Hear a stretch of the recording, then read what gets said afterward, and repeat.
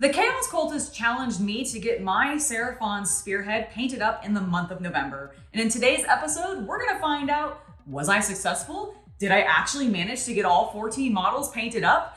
Well, I'm happy to tell you that you're gonna have to watch the entire video to find out. But let's go ahead and get started and talk about the entire process and see if I can reach my goal. I want to go ahead and jump straight in with the Saurus Warriors because unlike the Croxagores and the Carnosaur, I actually know what I want to do on them, and the other two I do not. And what I'm doing on the Saurus Warriors is going for a very classic look. We're going for a blue teal color tone, and specifically Croxagore scales, which I know you would think, hey, shouldn't you be using that on the Croxagores? But no. I love this color on my little Saurus Warriors, and it looks absolutely stunning. Now, as I'm painting up these warriors, I'm going to be using a really large brush, and I'm actually going to be painting the entire model, everything, the leathers, anything that's gonna be metallic, all of it in this base color tone, just to make my life a little bit easier when it does come to painting those metallics later, and just making sure that I get every little nook and cranny, because oh boy, do these lizards have a lot of little nooks and crannies where I can sometimes miss putting paint. And so I'm just using the big brush to avoid that happening. Once the actual Croxagore scales has dried on my models, I'm gonna come back in and I really thought about what to do on their little spiky scales. And ultimately, I did consider going with maybe a complementary color, but decided that I actually was gonna go for a monochromatic color scheme on my lizards. And I'm gonna do this for each of them. So the lizards for the Saurus Warriors are all gonna be in a blue scale, and then whatever color that I end up deciding to do the Croxagore and the Carnosaur in, their scales are also gonna do the same thing. I'm gonna monochromatic out into a pure white on the very tips of their scales. I think it's gonna look really, really cool. Let's see if this works out, and when we're done with that, we can move on to the golds. I've been thinking about this throne because as I've been painting up my lizard men, I really like the way the gold has turned out.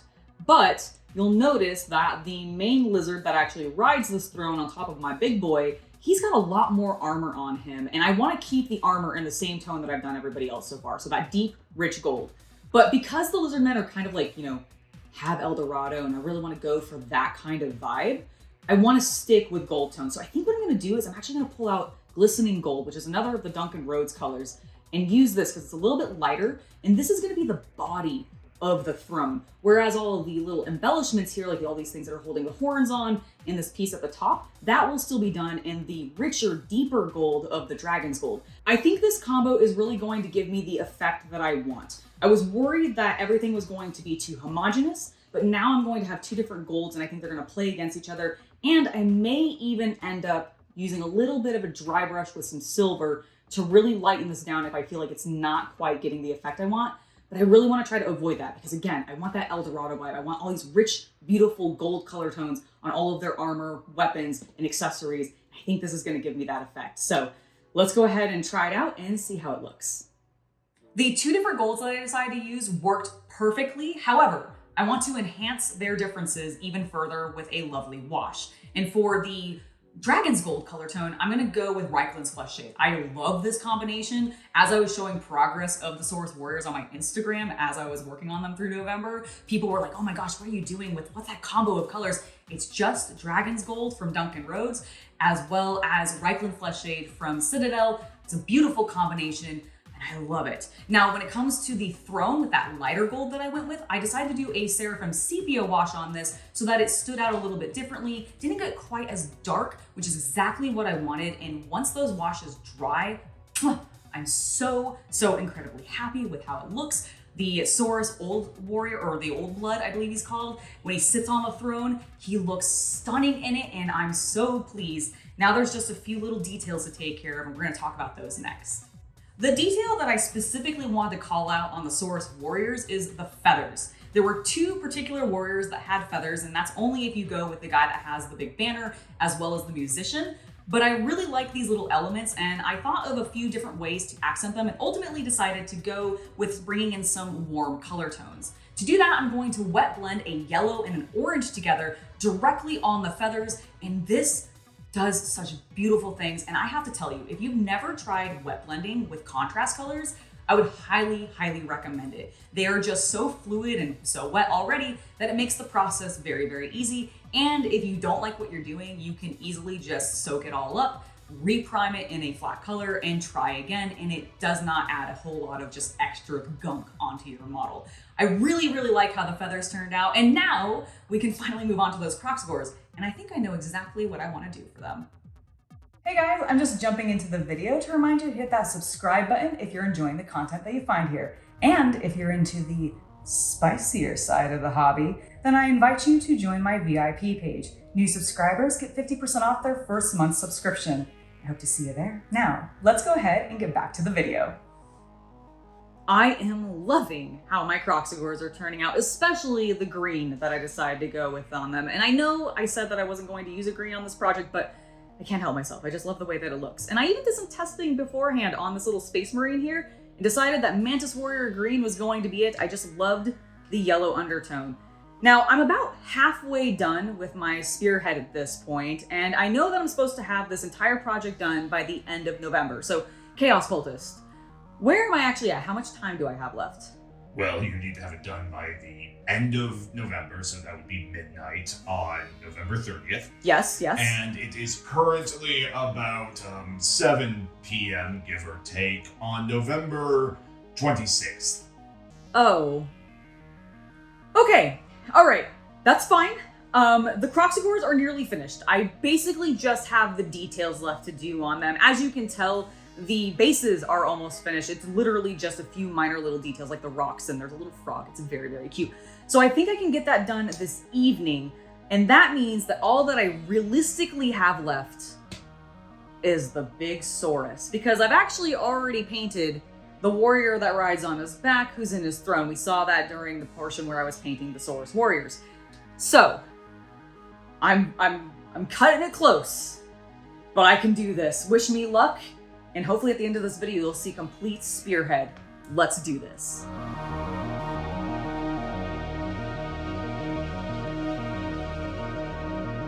Now, are you planning on wet blending his lower half a different color, or? No, I'm gonna actually treat him the same way that I've done all of the other dinos, where I'm going to do just a contrast color over the entire thing.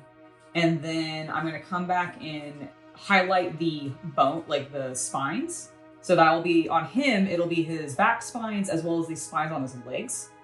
Actually, that you can see a little bit there. Like these ones right here. So those will get a nice highlight. That'll go from a light purple, so probably like a lilac-y color, into just a pure white. Because that's basically what I've been doing on all of them. And I really like how that unifies them, but still allows them all to be unique. Man, I really like how this is working out.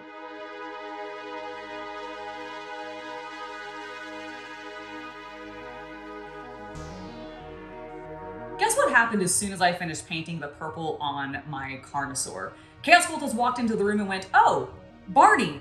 And now I can't unsee it, but you know what? It works out because he is a big purple dinosaur and he absolutely does love you. Specifically when he has you in his mouth and he's chewing on your bones because he likes to nom on your face.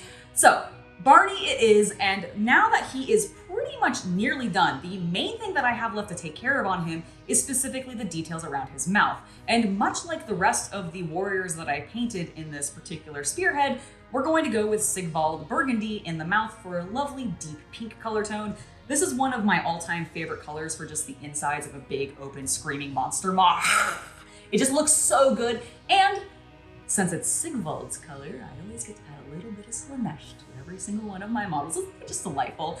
Anyways, once the pink has dried, we're gonna come back in, clean up the teeth. I'm gonna be doing that with a combination of a opaque ivory color tone as well as skeleton horde. We're gonna do a nice little wet blend with that. And honestly, I really like how this works, and I'm probably going to be approaching all of my teeth and large claws in this way in the future because it just looks so cool. It's exactly how I wanted the teeth to end up looking. And once we're done with that, I dot the eyes and a little bit of orange for a little bit of nice contrast. And then I just need to attach everything together and paint the base. So let's do that next. Barney's base is going to get the exact same treatment that all of the other models' bases got. We're going to put some Armageddon dust over the entire thing, which I just want to call out that when I was working on Barney's base, I was really worried I was going to run out. In fact, I almost did of my texture paint, but thankfully adding a little bit of extra water to it helped me spread it out. And I actually ended up getting some really cool textures on the base, which worked beautifully with my Seraphon sepia wash that I put over it. And then finally, I did, of course, a dry brush over top using just a sort of light brownish orange color tone to pick up some highlights on the dirt. And after that, we just need to rim the base with some black paint and we can look at the completed Spearhead. And guess what, everybody? I did, in fact, get my Spearhead completed in the month of November. I'm so excited. If you saw it on Instagram, you probably saw me already post them, but let's look at the official listing of my Spearhead. It's gonna be amazing. They look amazing. I'm so excited.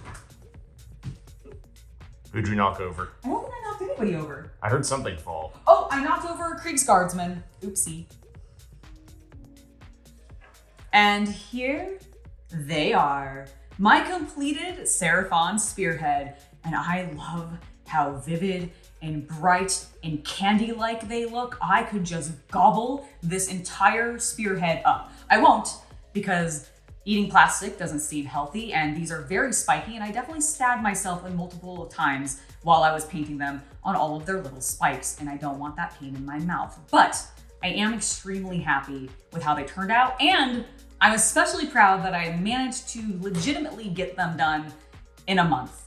I was very concerned that I wasn't going to. There were a couple of hiccups, there were a couple things that slowed me down, but ultimately, I managed to get them done. And I'm feeling a lot more confident with being able to go forward and paint more miniatures faster, especially since I feel like I really had time to sort of collect myself and think about my approach with these guys. And if I just go through that each time, I think my entire process will just be a lot smoother and I'll be able to just get painting even more miniatures and finally maybe actually take care of that massive, massive pantry full of It's not happening. backlogs. It's never happening. Okay, well, when you say it like that, sir. Oh, sure, it'll happen. It'll definitely happen. Thank you. Where is that confidence? We're gonna paint everything. Probably not, but I do hope you enjoyed today's episode. And before I head out, since I've been rambling and being silly, I just want to give a huge thank you to my patrons and my YouTube members for making it so content like this can continue to happen. Without you guys' support, we just would not be doing this, so thank you very, very much. And until next time, I have been Angela, and I'll see you all later. Have a wonderful hobby night, everybody. Bye.